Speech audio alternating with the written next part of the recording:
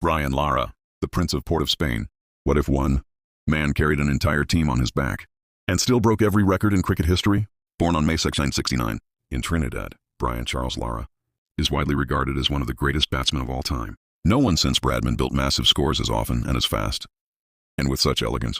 In 1994, Lara broke the two most coveted batting records in cricket, scoring 375 runs against England, besting Garfield Sobers' 36-year-old record, and then 501 not out for Warwickshire in county cricket.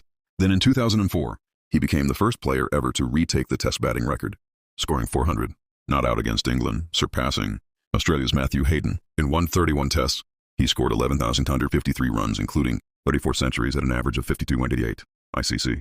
At the time of his retirement in 2006, that was a world record. His trademark high backlift and ability to flay drives through the offside became a defining image of 1990s cricket. In 2012, he was inducted into the ICC Hall of Fame. Thank you for watching.